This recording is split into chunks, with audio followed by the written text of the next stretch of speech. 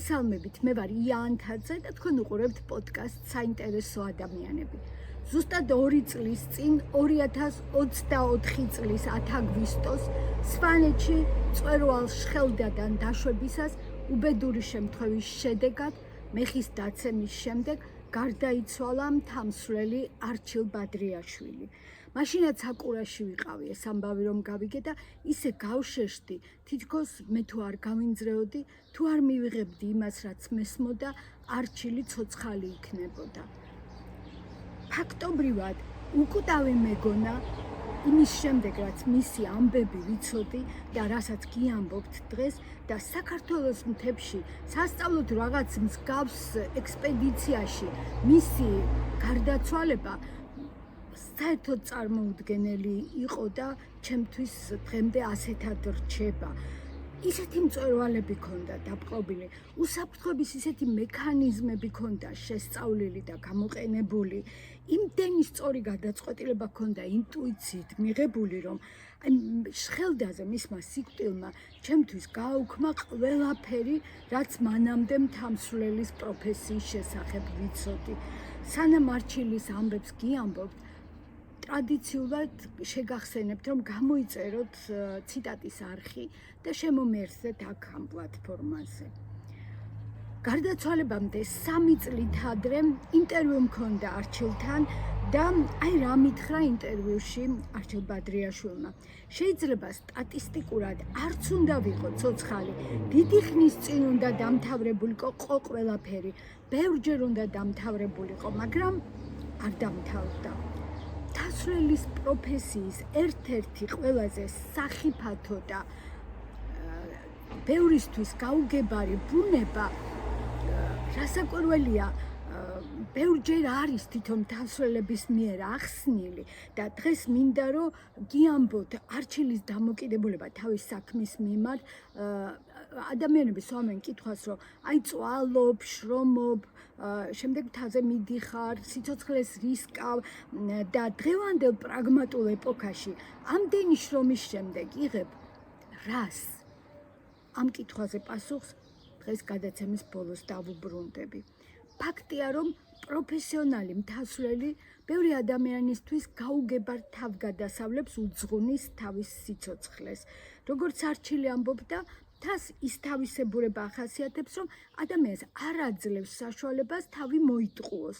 ტყუილზე უნარი ის არის ის უნარია, რასაც მთა ადამიანში ავითარებს, იმიტომ რომ თუ მაინც ეცდები, რომ თავი მოიტყუო, გარემოს პასუხიო ძალიან სწრაფი არის ხოლმეო, არჩილმა თქვა და ბარში დაბრუნების შემდეგ მთაში ნამყოფი ადამიანი და მით უმეტეს პროფესიონალი მთამსვლელი ცდილობს, რომ იგივე დონე, რაზეც მთა გასწორებს, ქალაქშიც შეინარჩუნოს. მეორე უნარი, რასაც მთას ძენს ადამიანს, ეს არის შიშის დათრგუნვა. არჩილი ამბობდა, რომ შიში აუცილებელია გადარჩენისთვის, მაგრამ მომეტებული შიში ხელს უშლის მთამსვლელს და ამიტომ უნდა ცადოს, რომ ეს შიში ენერგიად გარდაქმნას და უფრო მეტად ქმედუნარიანი გახდესო. ციტატა: უმეტეს შემთხვევაში მთაში შიში იმის გამო ჩნდება, რომ თავს კარგად ვერ გრძნობ. არის შიში, როცა ობიექტური ხიფათია. შეიძლება ძალიან კარგად აცხარ, მაგრამ ხედავ რომ ქვათაცვენა ან რაღაც გავსი. ბოლო ექსპედიციაშიც ჰინდიკუშში ბევრი მომენტი იყო, როცა საფრთხეს ვგრძნობდი. ამ შემთხვევაში ეს დაკავშირებული იყო მრავალდღიან მუდმივ სირთულეებთან, რომლებიც ამოსუნთქვის საშუალებას არ გვაძლევდა. ალპინიზმის ერთ-ერთი მთავარი გამოწვევა ის არის, რომ შიშთან გამკლავება ისწავლო. რა თქმა უნდა, ყველამ ვიცით, რომ მთაში კონცენტრაციაც ასევე სამკვდრო სასიცოცხლო მნიშვნელობის უნარი არის და თურმე კონცენტრაციაც წინასწარ მომზადებასთან არის დაკავშირებული, როგორც არჩილმა თქვა, ძალიან კარგად უნდა იყო მომზადებული იმისთვის, რომ კონცენტრირდე იმ საქმეზე, რასაც აკეთებ და შიშზე და სხვა საგნებზე აღარ იფიქრო. მე რატომღაც მეგონა სულ პირიქით, რომ ჯერ შიში უნდა დათრგუნო, რომ შემდეგ შეძლო საქმეზე კონცენტრაცია. მაგრამ არა, თურმე ასე ყოფილა, რომ ვარჯიშობ, კონცენტრაციის უნარს ივითარებ და შემდეგ ეს გაძლევს საშუალებას, რომ შიშზე აღარ იფიქრო, ესე იგი შიში დაძლიო. როგორც არჩილმა თქვა, იმიტომაც არის თამსვლელობა რთული და ბევრისთვის მიუღწეველი, რომ ამაში დახელოვნებას მრავალწლიანი პრაქტიკა სჭირდება.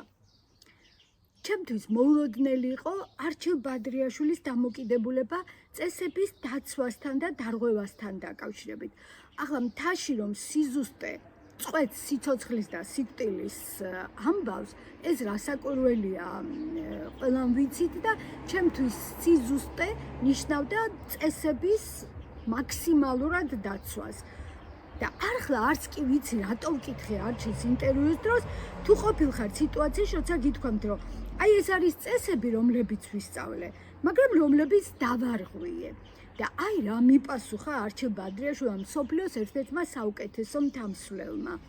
მსოფლიოს ურთულესი ასულების ნახევარიც არ დაგვირგვინდებოდა წარმატებით ადამიანის მიერ შექმნილი წესები რომ დაიცვა.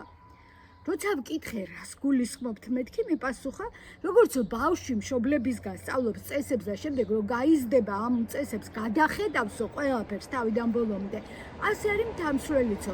თავიდან ზედმიწევნით კარგად უნდა ისწავლოს წესები და შემდეგ უნდა ყველაფერს გადახედოს და ზოგჯერ წესები ძალას კარგავს და მათი დაცვა უსაფრთხოებას ვნებს კიდეცო. მთაში ყველაზე რთული და მგრძნობიარე გადაწყვეტილებები მიიღება იმასთან დაკავშირებით, უნდა გააგრძელოს გზა მწვერვალისკენ თამსვლელმა, თუ გზიდან უკან უნდა დაბრუნდეს. თუ გამოცდილი თამსვლელების 2-3 წევრიანი ჯგუფიდან თუნდაც ერთი ადამიანი ამბობს, რომ თავს ცუდად გრძნობს ან რაღაც მიზეზის გამო ფიქრობს, რომ უკან უნდა დაბრუნდეს, მაშინ ჯგუფი ულაპარაკოდ უკან ბრუნდება. ესე კიდევ ერთხელ ვიმეორებ, რომ ეს ეხება ძალიან გამოცდილ თამსვლელებს. თუ კი ერთი მაინც ამბობს, რომ დაბრუნდეთ, ბრუნდებიან ულაპარაკოდ. მაგრამ ზოგჯერ სხვანაირად ხდება, აი პროგნოზი ამინდის ცუდია, მაინც წინ მიდის ჯგუფი და მწვერვალს იპყრობს. ციტატა: ზოგჯერ შეიძლება 1 წელი ემზადებოდი ასვლისთვის. უკვე მწვერვალთან იყო და რამდენიმე წუთში შენთვის ცხადი გახდეს, რომ მორჩა, უნდა დაეშვა. საკმაოდ რთულად მისაღები გადაწყვეტილებაა, ზოგჯერ უფრო რთულია მობრუნება, ვიდრე გზის გაგრძელება, მაგრამ გიწევს. არჩილმა მიამბო, რომ მწვერვალმა აკალუზე 7800 მეტრზე იყვნენ უკვე ასულები, როდესაც მობრუნდნენ. რამდენიმე საათის სავალი გქონდაო მწვერვალამდე დარჩენილი, მაგრამ ხედავდითო, რომ ზემოთ იყო ძალიან ძლიერი ქარი, ეს იყო გაუვლელი გზა, მათ გზა არ იცოდნენ, გზა საერთოდ არ ჩანდა და ამიტომ მობრუნდნენ. მაგრამ ყოველთვის ასე არ ხდება. თვითონ არჩილ ბადრიაშვილს აქვს ნათქვამი, რომ ბევრი ტრიალდება, მაგრამ თუ არ მოტრიალდები, საჩუქარს იღებ მწვერვალისგან იმისთვის, რომ ეს რისკი გასწიე, ბედნიერი ხარ. როდის არის სწორი რისკის გაწევა და როდის შეიძლება აღმოჩნდეს დამღუპველი შეცდომა. ამ კითხვაზე ზუსტი პასუხი რასაკვირველი არ არსებობს, მაგრამ გამოცდილ მთასვლელებს სხვაზე ბევრად მჭიდრო კავშირი აქვთ ბუნებასთან და ბუნების ენა ბევრად და ბევრად უკეთესად ესმით, ვიდრე ჩვენ გვესმის, ჩვეულებრივ ადამიანებს. ციტატა: მთაში ძალიან ბევრი რამ არის დამოკიდებული გამართლებაზე. უბრალოდ უნდა გიმართლებდეს. მაგრამ შემდეგ ნახეთ რას ამბობს არჩილი. ეს შენც შეიძლება მოიყვანო, გაზარდო შანსი, რომ გაგიმართლოს. ანუ სწორ დროს, სწორ ადგილას, კარგ კონდიციაში და შემართებით იყო. მნიშვნელოვანია გუმანი, რომ მიხვდე, სარისკო სიტუაცია თუ გამოცდა. შესაძლოა ეს იყოს ნიშანი, რომ უნდა გაჩერდე და უკან დაბრუნდე. ან შესაძლოა ეს იყოს წინაღობა, რომლის გადალახვითაც კიდევ ერთხელ ამტკიცებს შენი მიზნისადმი თავდადებას. ესე იგი, არავინ არაფერს არ კარნახობს, შენ იღებ გადაწყვეტილებას და არჩილს და მის მეგობრებს ჰქონდათ ურთულესი მწვერვალები, გავლილი და არასდროს საბედისწერო შეცდომა არ დაუშვიათ, არც იმის შესახებ, რომ წინ უნდა წასულიყვნენ და არც იმის შესახებ, რომ აი ახლა უკან უნდა დაბრუნებულიყვნენ. და ამიტომ არის სრულიად წარმოუდგენელი ის ამბავი, რაც შხელდაზე მოხდა.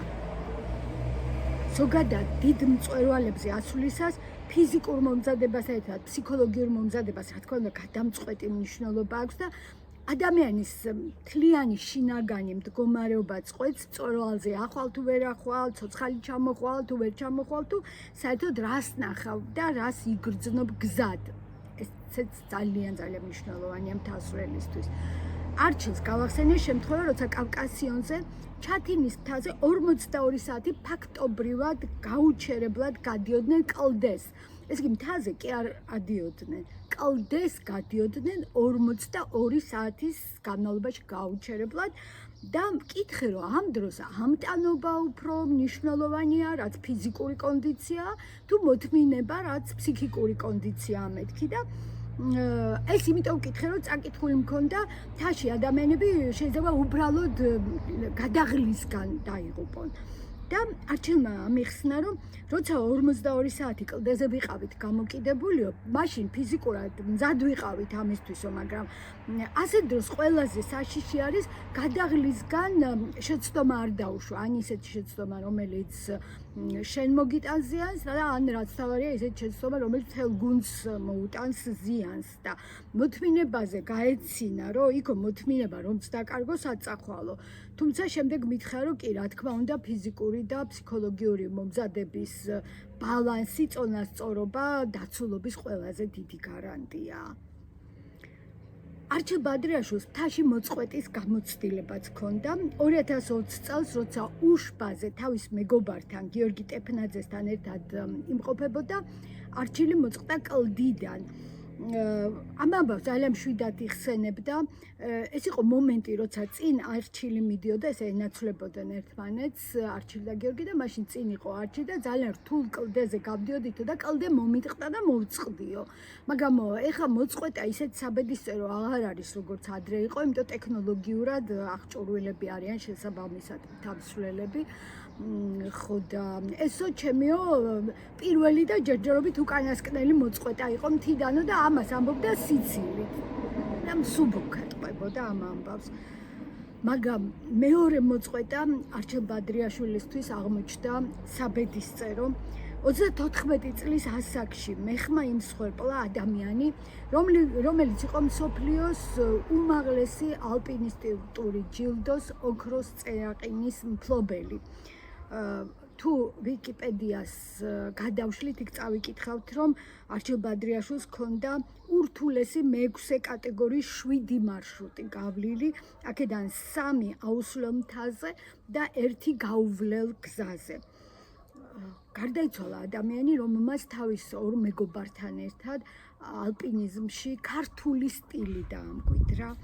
ადამიანი, რომელსაც მსოფლიოს საუკეთესო მთამსვლელებს შორის ძალიან მყარად ჰქონდა და აქვს და ექნება ადგილი დამკვიდრებული.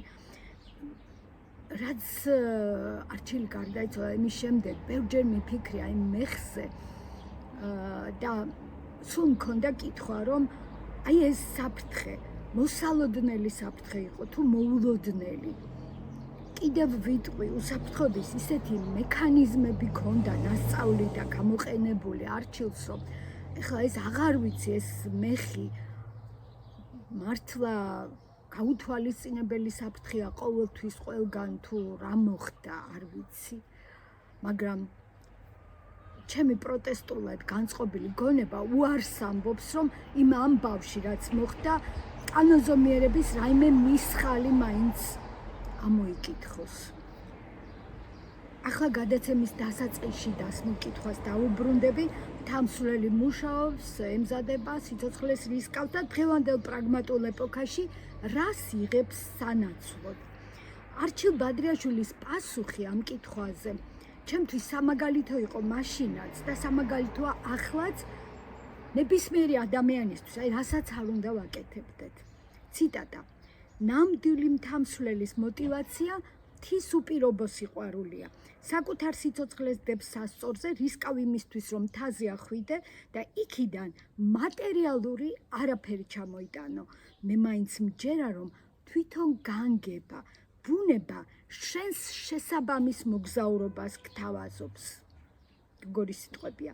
და ეხლა პირდაპირი პასუხი კითხვაზე, თუ რას იღებს მთასვლელი თავის შრომის და რისკის სანაცვლოდ. მჯერა, რომ თუ ჭეშმარიტად წრფელი გულით ხარ, რაც არ უნდა მოხდეს, ყოველთვის შენ მიერ გაღებულზე ბევრად მეტით საჩუქრდები. იღებ იმას, რაც შენთვის უკეთესია, არ აქვს მნიშვნელობა, გონების სიცხადე იქნება, სიხარული, გასაჭირი თუ საერთოდაც სიკვდილი.